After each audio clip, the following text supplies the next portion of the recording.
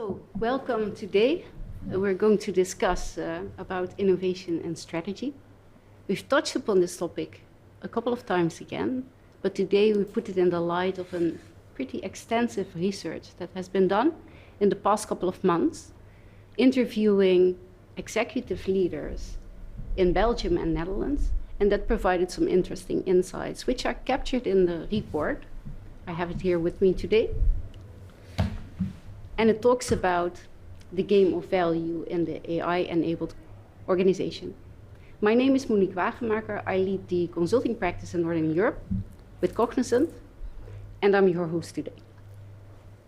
Before we move into any content, two things, practicalities. One is during the session, there's an opportunity for you to ask questions. Just raise your hand. Somebody will throw you the box. You have to talk in the speaker, and then you can ask your question. And now, first, welcome to the table, Pierre Marchand, who's the Cognizant expert in AI, and Ferro, AI expert from PostNL. May I ask you to introduce yourself shortly? Yeah. Frank. Now, Ferro, Director Insights from PostNL. For the last couple of years, 5 to almost 8 years, busy with AI, implementing different algorithms, and I think we are running around 30 to 40 algorithms inline in the processes. And last half year, busy with GenAI, and now in the phase of scaling up the first GenAI use cases. Thank you, Frank. Pierre. So yes, Pierre Marchand. I'm a data and AI guy, always have been for the last 20 plus years, worked across different industries, different geographies. Very happy to be here and discussing these topics with you. Now, before touching the concept, can you share with us how you came to play in the AI space in your professional career? As a person or as a company? As a person. Interested by innovation, basically. Very interested by innovation and what it can do within your company, but also it came together because 5 years ago we changed from being a purely logistical company to a tech company. And one of the main things was that we said, well, everything that is in our core of our business, we want to do it ourselves. So basically, we won't build our own SAP system, but all event management system, planning systems, and everything around that is built by ourselves with our own engineers. And that was also the moment that we said, hey, but then we need big data, then we need algorithms and so on. And yeah, to me, it's really a pot of candy to be in. So. Great, thanks for sharing. And Pierre? So the strange thing for me is that AI found me. When I was doing my PhD, I came up with a extremely fast, this is 25 years ago, but an extremely fast way to get a query run before you forget about it, right? And it was the time of 9/11. And interestingly, some people, I was doing my PhD in Canada, from across the border down south in the US, were really interested in using the output of my research to investigate security, terrorism, networks of influence. It was around time and space, and very quickly my PhD evolved into AI, and ever since has never left me. Great. Now, the research that has been done in the past couple of months is actually a follow-on of previous research and a rich sum of available reports and data within Cognizant. Can you unravel a little bit how you came to drive the topic? For sure. So as we know, last year we did a study on analytics adoption. How do CIOs and CDOs really enable their organizations to become data-driven? Like not taking decisions from the gut, but based on facts, based on models and confusion matrix outputs, basically. And what was fascinating for me is they answered our questions, but then they immediately said, yeah, but we need to talk about the value of data. We need to talk about the value of AI, not just for interest, but because this is a priority for them in their roles. And that drove us to expand our research, to cross the border into the Netherlands and have a wider interview group of CIOs and CDOs on specifically the value of data and AI. Can you share with us, some of the key insights that surfaced from that research? So I think for me, the most striking insight is that the recent fever for AI and GenAI has been like a wake-up call on topics which have been there for decades. Garbage in, garbage out. Nobody owns it, it's not going anywhere. We're going to come back to these things, but all these topics have been lingering a little bit like in a swamp for years. And for some CIOs, for some CDOs, they're even taboo. They will, in the corridor, how do you do data governance? How do you estimate your value, right? These are things that people care about, that they want to become better at, but they were a little bit in the background, and GenAI brought them to the front again. And I would say, thank God, because we've been wanting to address this as a community for years, for decades, and I think the time is now.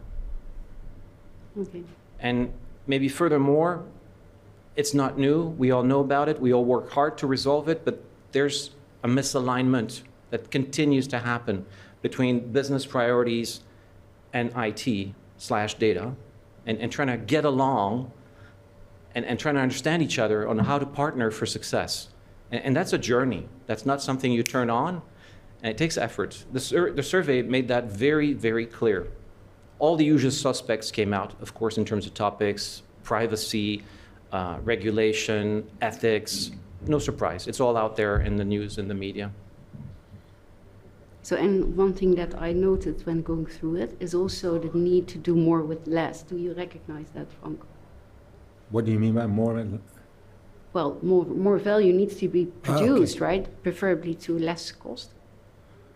Yeah, basically, we see a lot of nice stories in the outside world, but basically 99% of what we do is cost cutting and higher productivity. For every AI project that we do, that is the case, basically. So, yeah, that's true. And even with the GenAI, it's the same. So the title of the report is about the game of value, right? Yeah. So talking about value, and I think you noted just this kind of different languages between IT and business, and I think there's many ways that people have been trying to overcome the same, but it still lingers a little bit. Can you share a little bit about the perspective on how to overcome this? Of course. I mean, it's interesting. In the time of GenAI, it helps us to remember that we are human, and humans are driven by their own priorities. And, talking about doing more with less as one is, I have never met a CIO who has a money printing machine, right? I have never met a CIO who is decommissioning fast enough to get that money and fuel it into AI. So there's a constant competition between initiatives that execute on the strategy, and the survey highlighted that again. Yeah. You had a question? Yeah. Okay, careful. Okay. Great. Nice throw. Yeah, I've played basketball for a long time, so that should be okay. I have a question indeed. Like Cognizant and many other organizations are active cross-border. We've been touching upon NIS2 and other data X from a European perspective. If you look at the data sovereignty kind of wave we are all looking at, and the value, because in the previous discussion was the real value in the strategy is around owning the data, and if the data is right and of high quality, then you probably have your business case to build. From a perspective in a changing world where geopolitics are changing, data sovereignty is an issue, how do we work with technology which in essence offers everything, but is being fenced by all kinds of other regulations and things like that? Yeah, maybe, Please, I don't know, Frank. it's just like the question could be for yours, but it could be for anyone, because Cognizant is a global company and serves many, just so you serve a company like a large bank, which is active in 10 countries. Yes. and you cannot offer the same solution cross-border. 100%. Maybe you can take a start because, gentlemen, Herman, you're talking about Cognizant, and your perspective would be interesting. So basically, the question is, how does it influence your tactics on data and analytics? Well, first thing to say is that we see it as very positive, actually. All the regulations around it and how it's going, because it really protects us against fraud, against what other countries are doing, and so we're really happy with it.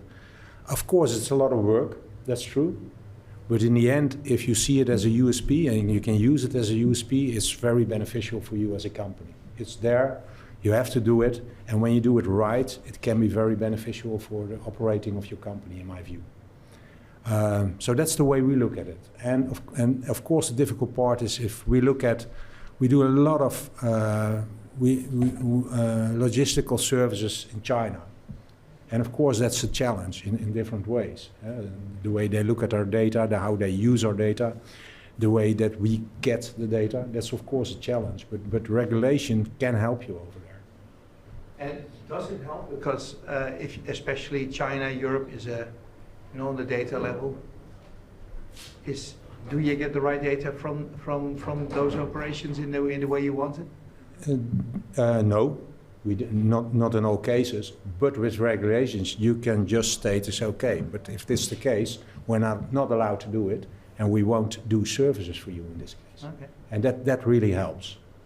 And of course, when you're very commercial and a sales director, that's not what you want to hear. But for us as a company as a whole, it's very beneficial. And in my view, you already see that happening. When you look at this, sometimes they compare us, EU with the US.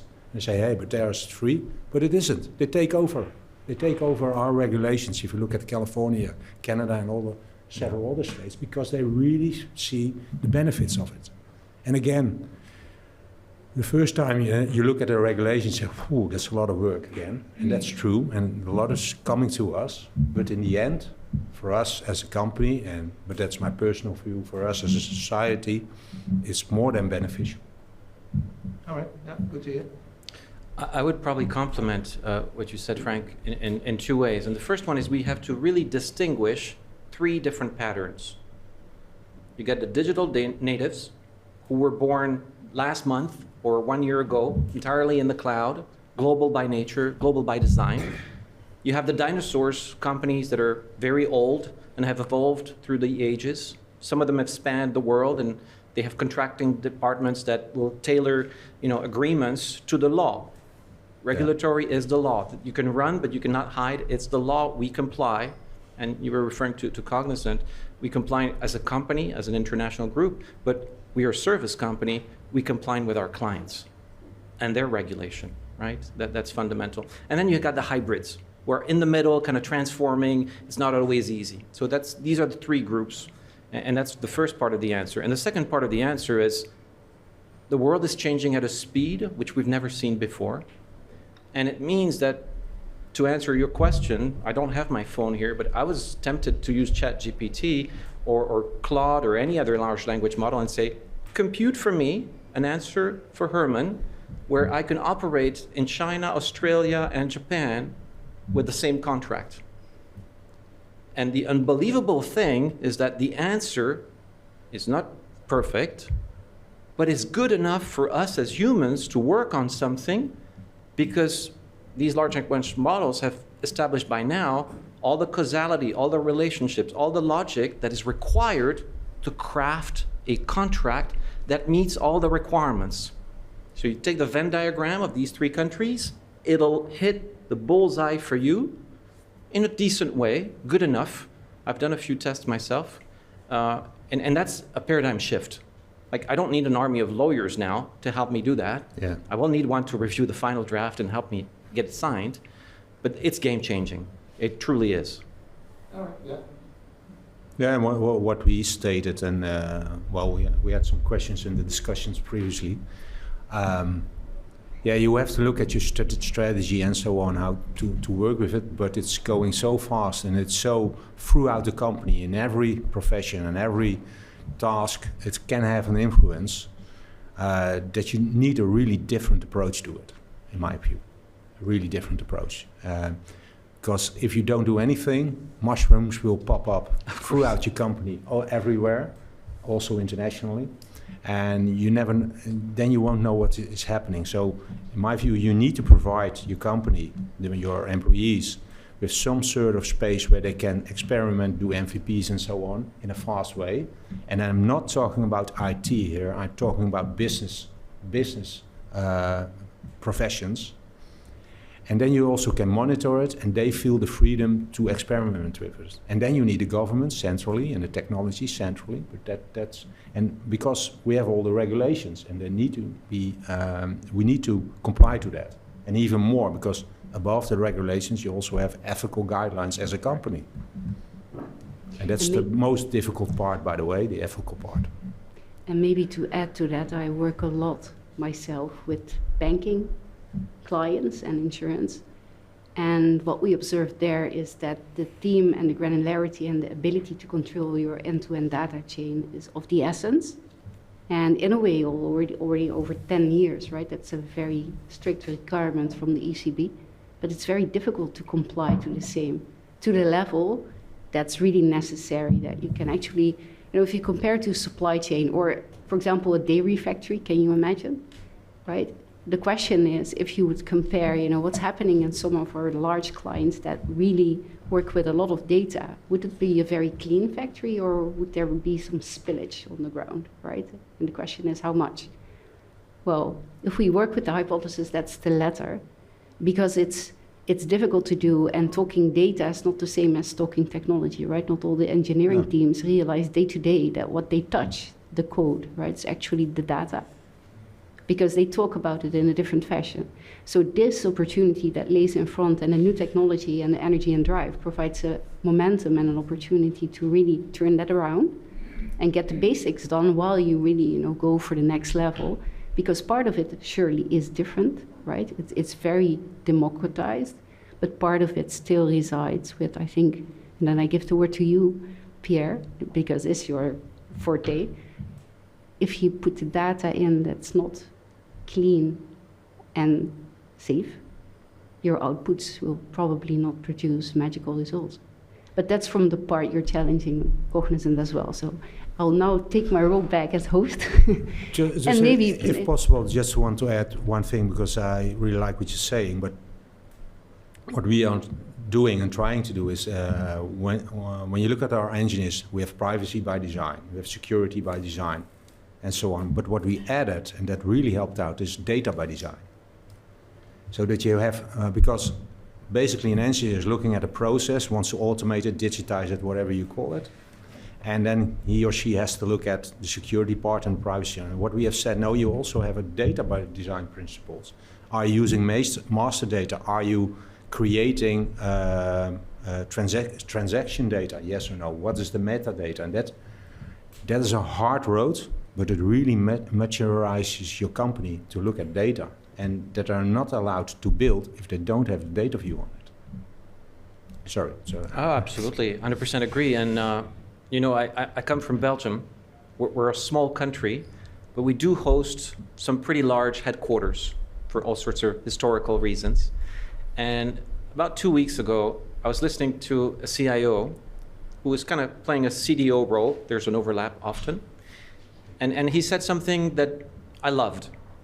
He said, the executive team, when they get the data, and they get a lot of data, to steer the ship, the company, if it doesn't come from a trusted, approved source, they push back. So sorry, Pierre, you're not having airtime with the executive team on your new strategy or plans because your data is BS, in other words. And so it's not only about the engineers who need to understand, I get 1,000 records or I get 1,000,000 records, it's a big difference, in my records, in my models. It's also about a complete culture, top down, to be data driven. There's so many success stories out there. It starts at the top as well. Yeah, but the problem there is, and that's what I always told them, can you handle the transparency we create? Thank you, sir. That's always the difficult part, because it becomes harder and harder to manipulate, rightfully or wrongfully, whatever you call it. Yes. Because, so can you handle the transparency that we create for them? It can be really difficult, especially when they're already there for 30 years as a senior manager. I know, I'm for sure that's not the case with you, of course. No, but it's a wonderful point. If I can rebound on it, going back to your question, Erman, earlier, you know, the paradigm shift is bringing back the zombies into the foreground, right? There's no hiding anymore, right? These are facts, and it's a little bit difficult for everybody because the people who are in power today are the people who, you know, delivered the landscapes, created the landscapes, did their best. We all do our best, but we all inherit the past. You get that new big fancy job, you're dealing with crappy data, it's not your fault. You're gonna have to work with it, right? And it's true, surprisingly, this is 2024. I sometimes call out my friends, colleagues, family, and I say, do you guys realize this is 2024, and we have companies who still have segmentation based on guts. We have bankers, we have traders, we have investors, and this is our segmentation. I've heard that before, I've lived through that before. From a data perspective, from an AI perspective, this is 100% pure heresy. As a human, it is borderline arrogant to say, I understand my hundreds of thousands or millions of customers, because there's no way on earth you can compute that in your head. Same thing is happening with social marketing when CMOs are saying, I like this photo, it's going to be a great campaign. And there's a lot of people out there who are saying, are you nuts? Look at the social media data. That picture has no traction. This other one, which you didn't like, is on fire.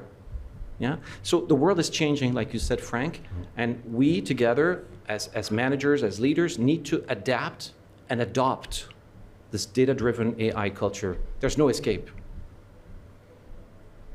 So there's many different lenses, right? Like we discussed, there's business, IT, there's data, there's Absolutely. marketing, there's sales.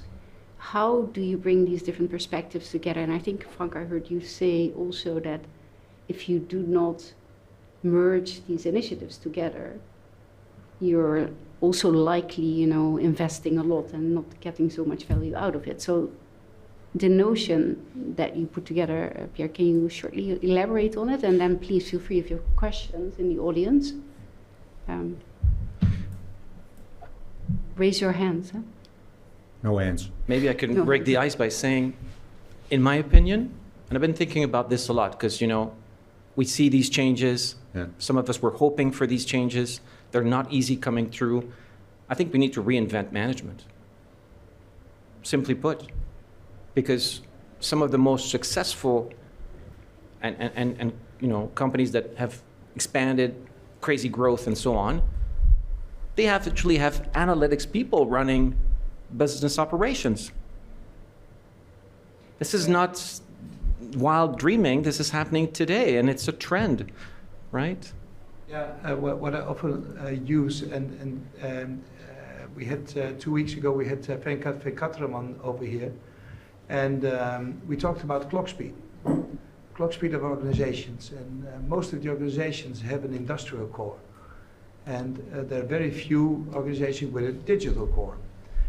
Managing the clock speed to speed up to the digital core is very, very, very hard. It takes a lot of guts. It takes a lot of change. And then we had then you look at the current economy from a policy perspective. They think like we are moving into a digital economy. If you look at industries and what we are already in a real-time economy. But what we are preparing for is an autonomous economy. And then it changes the perspective of management, the perspective of what is a company at all, what are processes we want to maintain within the company, what is outside. So, and then it becomes existential, and then became the same conclusion 2 hours ago. What is it? What we are? What kind of strategy do we want to be to have on this topic? But maybe that's something you can elaborate on. I don't know. It's good input for sure. To be honest, I think that loops right back to some of the stuff that you've been writing about and telling us about earlier. Does it not, Pierre? No, for Do you sure. want to The game of elaborate on- value. The research report talks about this point specifically, that we need to think different. And you know, a lot of people talk about Apple and how it has changed in recent times, but think different. I think we all in this room remember that campaign. And thinking different means we have to approach things from a different angle. And as humans, we always are happier if we agree, but we know that in life comes with different perspectives, tensions. Yeah. And an effort is required to help understand each other. And I've got 3 kids, they're all grown-ups now, but I remember the way they learned, probably your children too, is by playing. Yeah? They play a game, they learn from the game.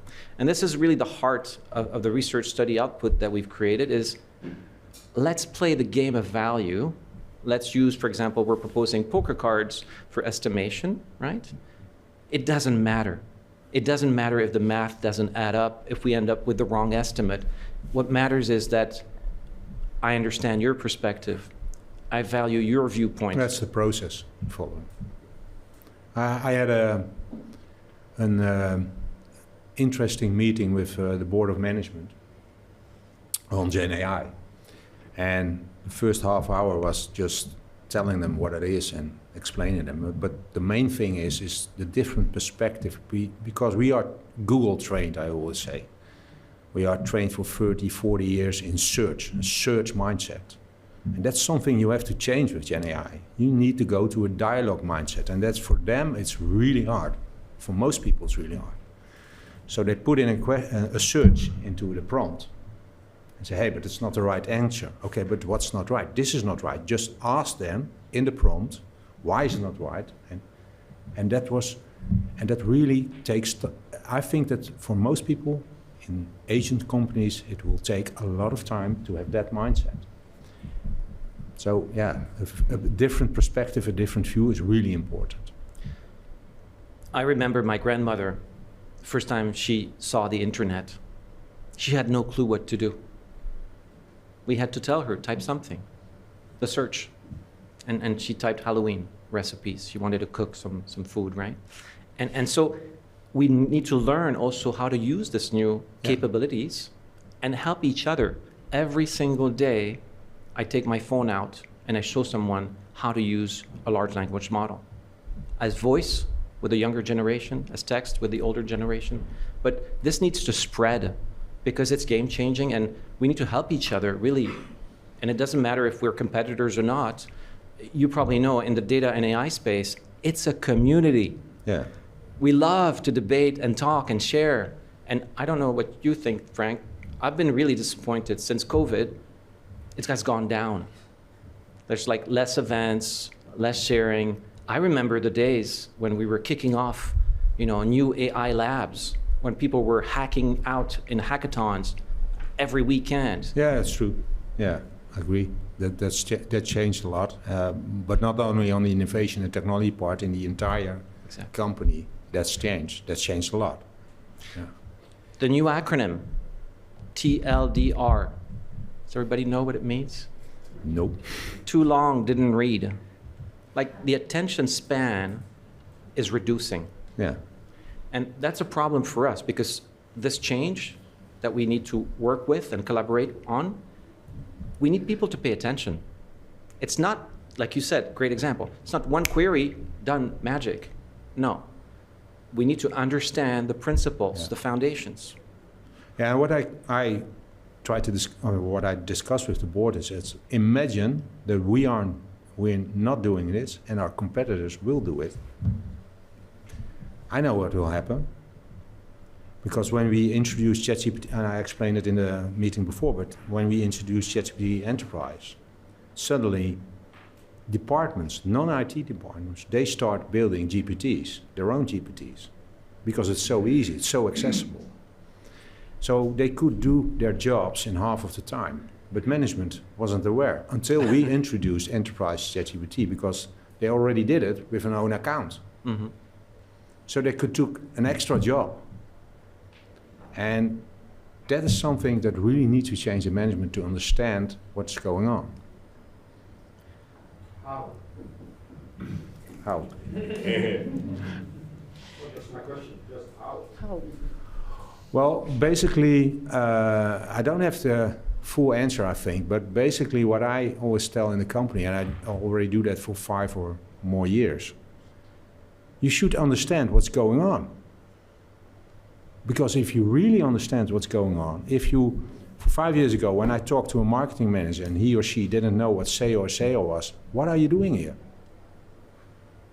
And that's the same with this technology. If you don't know what you can do with this technology within your own department, start with the first question. I am the head of HR of PostNL. What can I do with ChatGPT? It will give you the answer. And then you will see certain topics, and then you say, hey, but I want to elaborate on this topic. What can I do there? And that's the dialogue. So I don't know the full answer how management structures and so on should change, but begin with start to understand what's going on. I think that's the main part.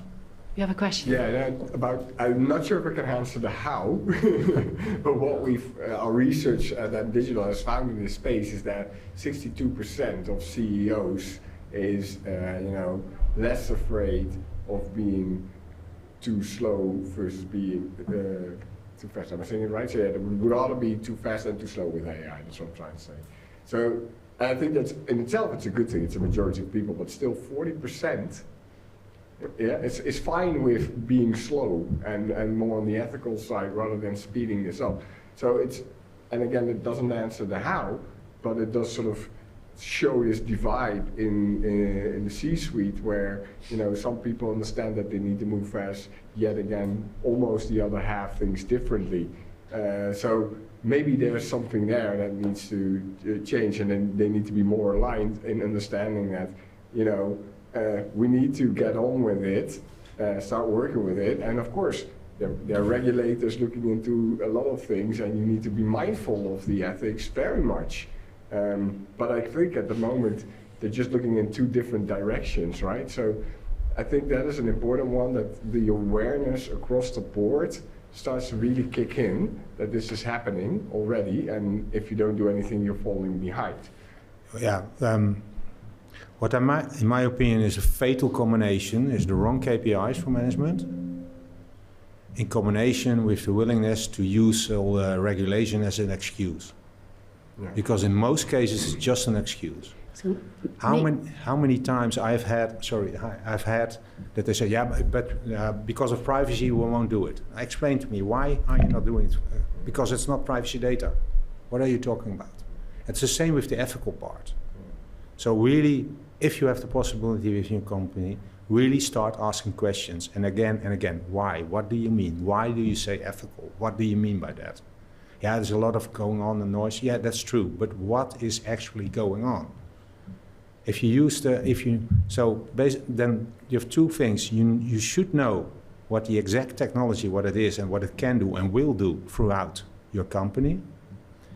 And the other one, you should also know what the exact implementation is of all the acts that are there. My view, sorry.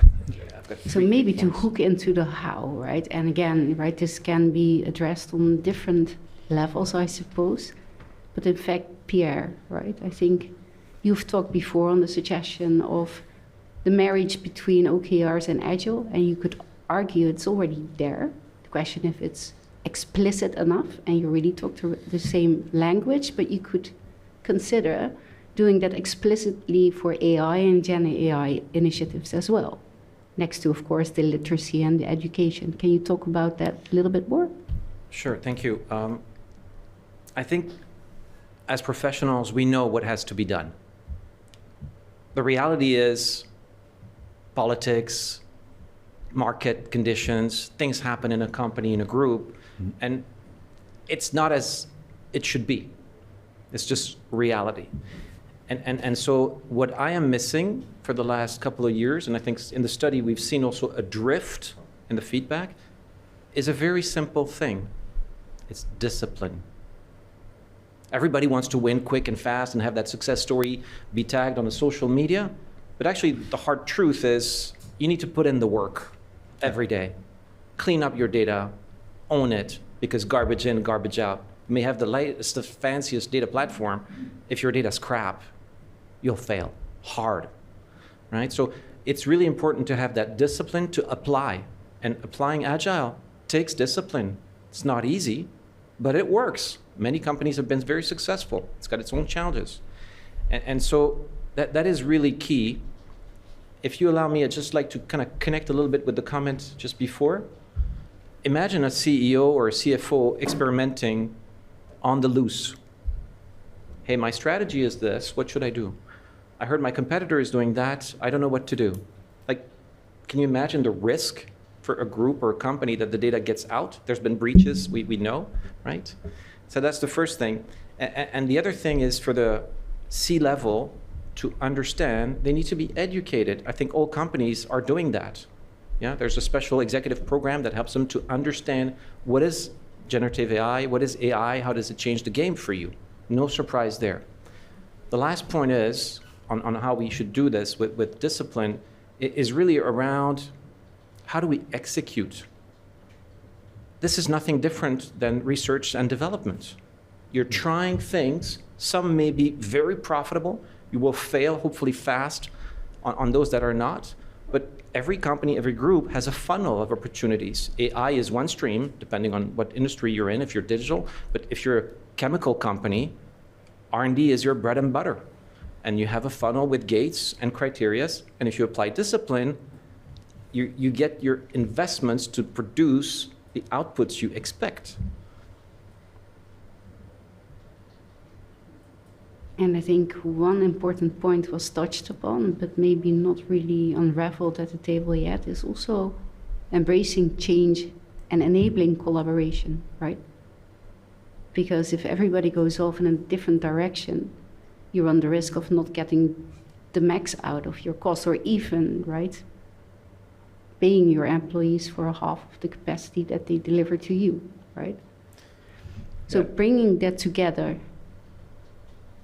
Yeah, let's talk about real life. And I mean, we're here for sharing. And maybe you've seen Cognizant has run a few campaigns with some really cool videos shot here in Amsterdam with our data scientists, our digital leads, and so on. And there's a behind-the-scene version with a lot of bloopers there that really show what happened behind the cameras to make it happen. And this is actually the outcome of the result of 1 year of really hard and difficult efforts to marry two worlds, the data scientist and the digital experience. And we know we have learned so much about we mean different things, we care about different things, but we have to get together. I've been in a meeting where my boss said, you need to get together. There's no way out. We have to find a way to work together. And I think if you look at the history of humanity, there's a lot of awful stuff, but there's also a lot of amazing stuff where we get together. I mean, you, the people of the Netherlands, are one of the brightest examples of how communities can come together in history to thrive and become independent. That's in your DNA, right? So the same thing here again, we need to get together and align. Yeah. How we then go back 20 years, like to the good old business IT alignment ideas? I mean, I hear you talking about how difficult it is to get these people to pose the right questions at least already, and to start thinking, you know, in a different way. Yes or no, a strategy for a short term. Are we making a strategy together, or are we trying because reality is anyway faster than we can make strategy? What kind of challenges, you know, or is it first about understanding, getting together, tackling this beast all together instead of every company alone?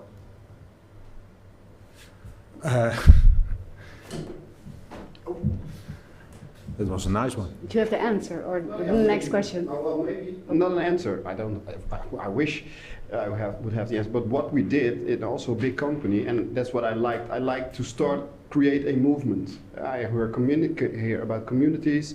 I really believe that you can have different angles to start something. If you have purpose, for example, if you are all purpose driven towards a goal, you can conquer everything, I would say. So I would say I was thinking, and that's also something we tried to do, and that was a big corporate, so we had a lot of funds to do that. But we started a movement. So there was a kind of an entity within the company, and I think maybe those were also the digital hubs or whatever you were talking about. And we were actually educating the whole business from C-level to the shop floor, so to say. And we did everything. Tried to talk about agile, tried to talk about technology, but also tried to talk about different business models. I think it's Niels Fleging, Organized for Complexity. It's a nice philosophy to put your people at the forefront of everything you do and help them or support them to create your strategy. And I don't know, that's my how, I would say. If I go into a company, that's what I try to do. What's your purpose? Do you have a purpose? Can we use that to create the movement? If it's about educating people with technology, so I would say let's go to the C-level and start challenging him with, okay, what's your biggest pain? And let's ask ChatGPT, for example, just do that game and let's see what happens. If he's flabbergasted or maybe he said, well, I thought about that already.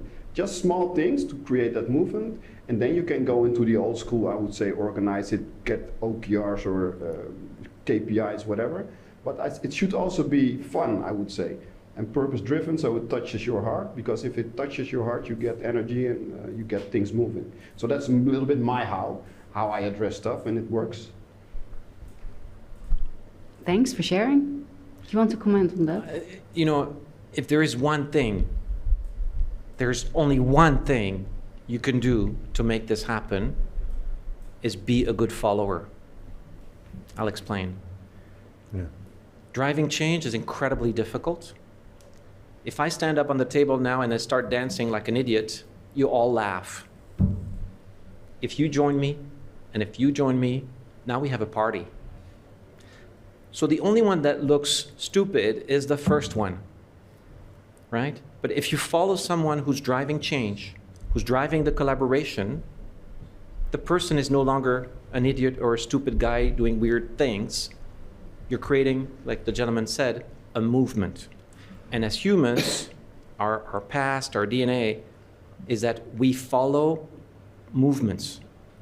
Yeah, that's how people got out of trouble in the good old days, and that's how we became a nation, a country, a world, is by enabling movements. So there's only one action: follow the people that drive the change.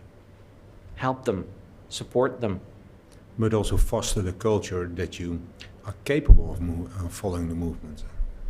And I think that's one of the most difficult parts, because you can do all the things that are just said, and I agree with them. But the way to approach it as a senior management, that's the most important part. And in some cases, also discipline. Correct. What is right, what is wrong? Yeah. I agree. And be really clear on that.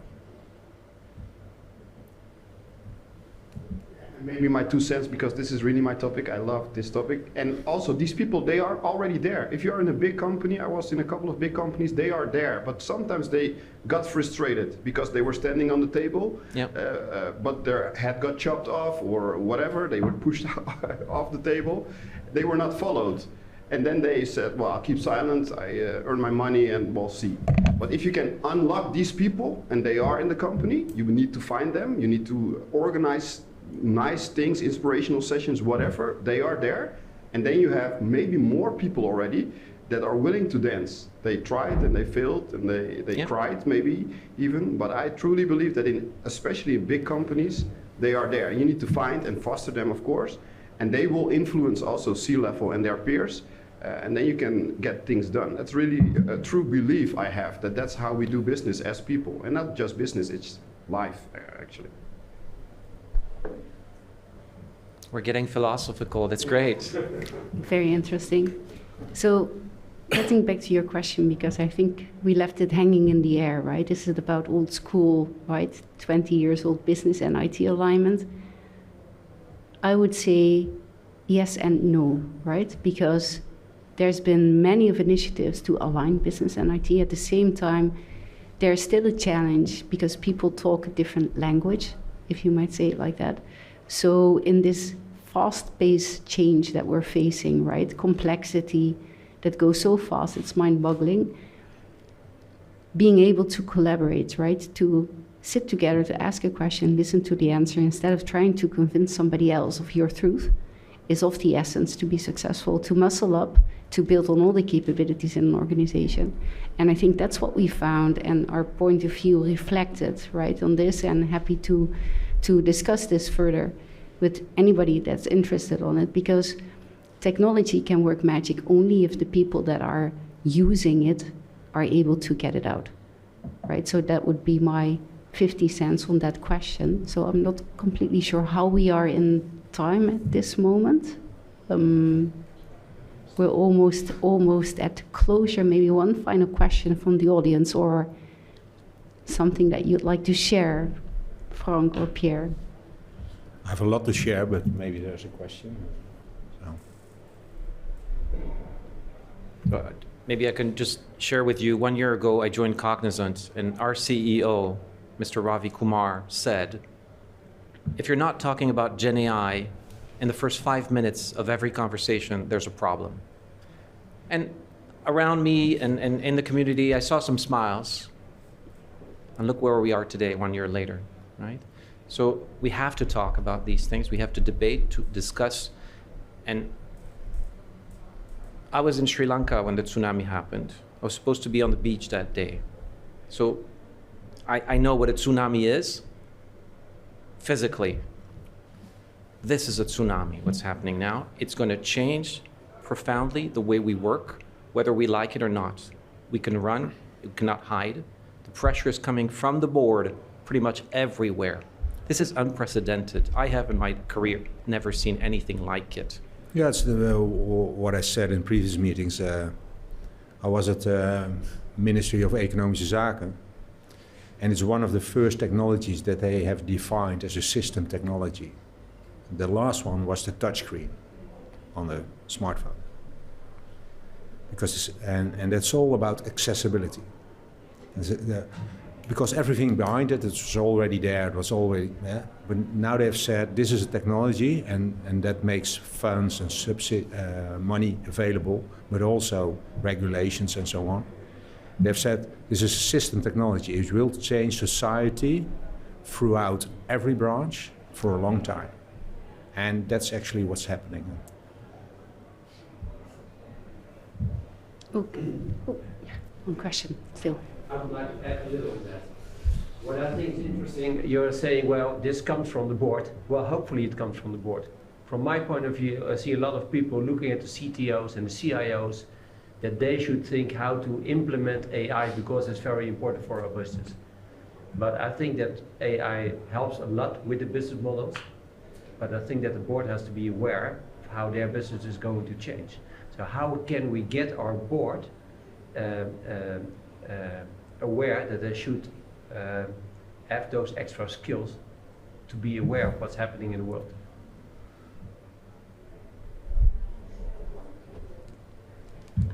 I would say talk to the people. Yeah, what we did, and I think I can say that we are pretty much ahead of in this journey. We just showed it time and time again, and of course you need a board with an open mind, because otherwise it's really difficult. If you're only looking at your bonus and your next KPIs as a board member, and that happens in some companies, you will never get there. And so then I will say, if